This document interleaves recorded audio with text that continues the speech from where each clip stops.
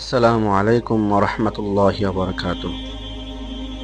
إن الحمد لله والصلاة والسلام على رسول الله أما بعد. عن ابن عباس أن رسول الله صلى الله عليه وسلم قال: ملك الدنيا أربعة: مؤمنان وكافران. المؤمنان ذو القرنين وسليمان ابن داود، والكافران نمرود وبخت نصر ওয়াসায়ামলিকুহা খামিসুন মিন আহলি বাইতি। প্রিয় উপস্থিতি, আজকে ভিডিওতে এমন এক ব্যক্তি সম্পর্কে আলোচনা করব যে ব্যক্তিটি আল্লাহ তাআলার সমকক্ষ হওয়ার জন্য পৃথিবীতে জান্নাত জাহান্নাম বানিয়েছেন এবং লোকদেরকে বলল তার ইবাদত করার জন্য। নাউযুবিল্লাহ। প্রিয় উপস্থিতি, হযরত আব্দুল্লাহ ইবনে আব্বাস রাদিয়াল্লাহু তাআলা আনহু থেকে বর্ণিত, রাসূল সাল্লাল্লাহু আলাইহি ওয়াসাল্লাম বলেছেন, পুরো পৃথিবীর বাদশা ছিল চারজন। তার মধ্যে ছিল দুইজন মুমিন তথা মুসলমান আর দুইজন কাফের তথা অমুসলিম। মুমিন দুইজন হলো বাদশা যুলকরনাইন এবং আল্লাহর পয়গম্বর হযরত দাউদ আলাইহিসসালাম এর সন্তান হযরত সুলাইমান আলাইহিসসালাম। আর কাফের দুইজন হলো নামরুদ এবং বখতনসর, যিনি বাদশা সাদ্দাত নামে পরিচিত। আর অচিরেই আমার বংশধর থেকে পঞ্চম একজন ব্যক্তি আসবে, যিনি সারা বিশ্ব শাসন করবে।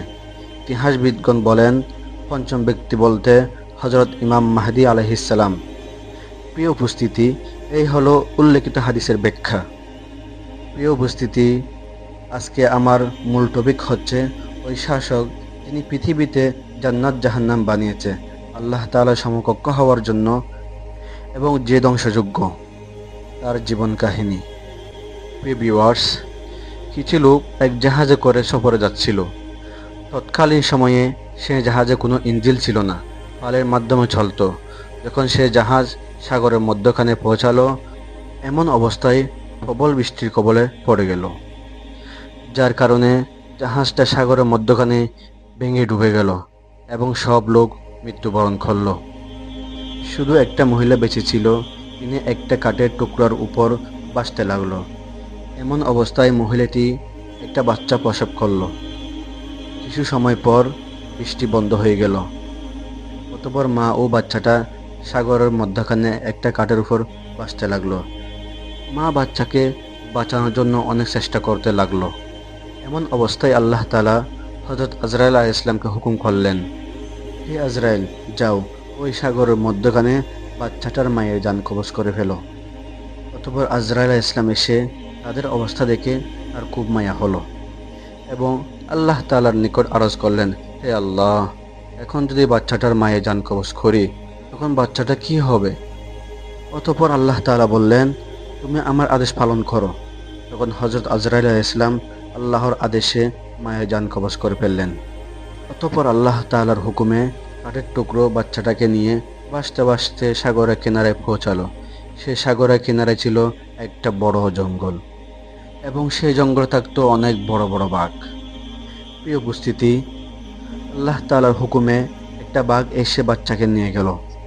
যখন বাঘটা দেখলেন বাচ্চাটা ক্ষুধার জ্বালায় কান্না করতেছে, তখন বাচ্চাকে দুধ পান করালো। অতঃপর ওই বাচ্চাকে একটা গাছের ছায়ায় শুয়াই রাখলো। এরপর ওই জঙ্গলের পাশ দিয়ে এক ব্যক্তি যাচ্ছিল। তখন তার দৃষ্টি ওই বাচ্চার দিকে পড়ে। তখন লোকটি সেখানে কাউকে দেখতে না পেয়ে বাচ্চাটিকে তুলে নিয়ে তাদের সর্দারের কাছে নিয়ে এলো এবং সর্দারকে বুঝিয়ে বলল, এই বাচ্চাকে আমি জঙ্গলে পেয়েছি, ওই সর্দারের কোনো বাচ্চা ছিল না। তখন সর্দার বলল, আমার তো কোনো সন্তান নাই, তাই আজ থেকে এই বাচ্চাকে আমার সন্তান হিসেবে স্বীকৃতি দিলাম। অতঃপর সর্দার তার নাম রাখে বখতনসর এবং তাকে লালন পালন করে বড় করে, সাথে সাথে তাকে শিক্ষাও দেন। প্রিয় উপস্থিতি, ছেলেটি ছিল বিচক্ষণ ও বুদ্ধিমত্তার অধিকারী। এরপর হঠাৎ একদিন তার বাবা সর্দার মারা গেলেন এবং তার ছিল অনেক সম্পদ। অতঃপর সে বাবা মারা যাওয়ার পর সমস্ত সম্পদের মালিক হয়ে গেল এবং গ্রামবাসীরাও তাকে সর্দার বানিয়ে নিলেন। অতঃপর এক পর্যায়ে সে আল্লাহ তাআলার হুকুমে দেশের শাসক নিযুক্ত হয়। সে মানুষের উপর ন্যায় বিচার করত না, বরং জুলুম করত। প্রিয় উপস্থিতি, অতঃপর আল্লাহ তাআলা তার কাছে ওই যুগের এক নবীকে পাঠালেন। কোনো কোনো বর্ণনায় তিনি হলেন হযরত দাউদ আলাইহিসসালাম, আর কেউ বলেন হযরত ইদ্রিস আলাইহিসসালাম। এই বিষয়ে ইতিহাসবিদদের মতানৈক্য রয়েছে। তিনি তাকে দাওয়াত দিলেন যে এক আল্লাহর উপর ঈমান আনো, তার ইবাদত করো এবং তার হুকুম মতো চলো, এবং মানুষের উপর ন্যায় বিচার প্রতিষ্ঠা করো, জুলুম করো না। এর বদলায় আল্লাহ তাআলা তোমাকে জান্নাত দান করবেন, অন্যথায় জাহান্নামে নিক্ষেপ করবেন। অতঃপর সে উপহাস করে বলল, আমি এই দেশের খোদা। নাউযুবিল্লাহ। অতঃপর সে নিজে ঈমান আনে নাই এবং লোকদেরকেও ঈমান আনতে দেয় নাই। বরং সে আরো বলল, আমি একটা জান্নাত আর একটা জাহান্নাম বানাবো। যে আমাকে খোদা মানবে তাকে আমি জান্নাতে দেব, আর যে আমাকে খোদা মানবে না তাকে জাহান্নামে নিক্ষেপ করব। অতঃপর সে তার দেশে বড় ও ভালো মিস্ত্রিদের ডাকলো এবং তাদেরকে জান্নাত জাহান্নাম বানানোর নির্দেশ দিল, এবং সৈন্যদের হুকুম দিল দেশের মধ্যে যার যার থেকে যা স্বর্ণ অলংকার হীরা মণি মুক্তা পাবে সব নিয়ে আসবে। অথবা তার সৈন্যরা 40 বছর ধরে মানুষের উপর জুলুম করে তাদের স্বর্ণ অলংকার সব নিয়ে আসলো। এদিকে মিস্ত্রিরাও জান্নাত জাহান্নামের কাজ শুরু করে দিল। প্রিয় উপস্থিতি, তার সে জান্নাতে যা যা লাগে সব পূরণ করলো এবং জান্নাতটাকে স্বর্ণ অলংকার হীরা মণিমুক্তা দিয়ে সাজালো। এবং তার সেই জান্নাতের মধ্যে রয়েছে দুধের নাহার, মধুর নাহার এবং পানির নাহার। শত শত মায়ের কুল খালি হয়ে ছোট ছোট রমণীদেরকে এনে তার জান্নাতের হুর বানালো এবং ছোট ছোট বালকদেরকে এনে গিলমান বানালো।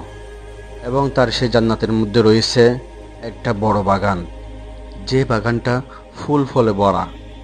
এমন একটা জান্নাত বানিয়েছে যে জান্নাতটা দেখলে তাকিয়ে থাকতে মন চায়, এমন অপরূপ সুন্দর। প্রিয় উপস্থিতি, সেই জান্নাত জাহান্নাম বানাতে সময় লেগেছে 40 বছর।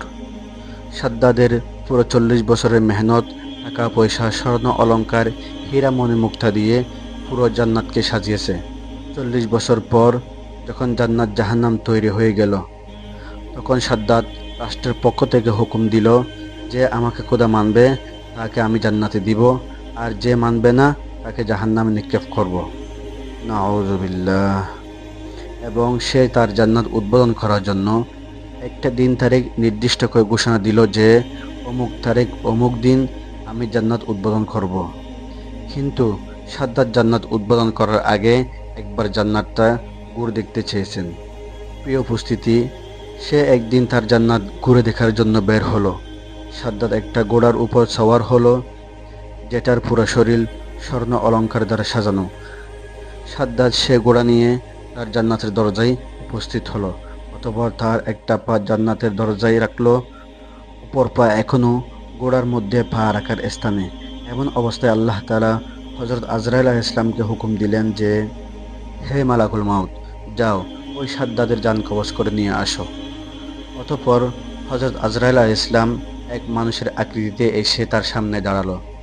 সাদ্দাতের এমন অবস্থা দেখে হযরত আজরাইল আলাইহিস সালামের মায়া হলো এবং আল্লাহর কাছে আরজ করলেন, হে রব্বুল আলামিন, সে এত বছর কষ্ট করে জান্নাত বানিয়েছে, তাকে একটু সুযোগ দেন জান্নাতটা ঘুরে দেখার জন্য। তখন আল্লাহ তাআলা ধমক দিয়ে বললেন, হে আজরাইল, জান কবজ করো। তখন আজরাইল আলাইহিস সালাম বললেন, হে রব্বুল আলামিন, তার জন্য আমার মায়া হচ্ছে। প্রিয় উপস্থিতি, হযরত আজরাইল আলাইহিস সালাম প্রাণীর জান কবজ করার সময় কারো উপর মায়া হয় না, কিন্তু দুজন ব্যক্তির উপর মায়া হয়েছে। এক, সাদ্দাত যখন জন্মগ্রহণ করলো সেই সাগরের মাঝখানে একটা কাঠের টুকরার উপর, এবং ওই অবস্থায় যখন সাদ্দাতের মায়ের জান কবজ করা হয়েছে। দুই, যখন সাদ্দাত 40 বছর পর্যন্ত এত কষ্ট সাধনা করে জান্নাত বানিয়েছে, তখন তাকে জান্নাতটা না দেখেই তার মৃত্যু হচ্ছে। আর অন্য কোনো প্রাণী জান কবজ করার সময় হযরত আজরাইল আলাইহিস সালামের কোনো মায়া হয় নাই, হবেও না। অতঃপর আল্লাহ তাআলার আদেশে সাদ্দাত জান্নাতে পা রাখার আগে হযরত আজরাইল আলাইহিস সালাম তার জান কবজ করে ফেললেন। প্রিয় উপস্থিতি, আল্লাহ তাআলা তাকে ক্ষমতা দিয়ে পরীক্ষা করলেন, কিন্তু সে ক্ষমতার অপব্যবহার করল এবং পরীক্ষাতে পাশ করল না। প্রিয় ভিউয়ার্স, তার রাজত্ব ছিল তৎকালীন সময়ে মাদায়েন শহর থেকে দিজলা নদী পর্যন্ত। মাদায়েন শহর, যেটা বর্তমান সৌদি আরবের উত্তর পশ্চিমাঞ্চলে অবস্থিত, এবং মদিনা থেকে 400 কিলোমিটার দূরে। দিজলা নদী, যেটা বর্তমান তুরস্ক, সিরিয়া এবং ইরাকের মধ্য দিয়ে প্রবাহিত। সাদ্দাদের মোট বয়স হল 800 বছর বা 900 বছর।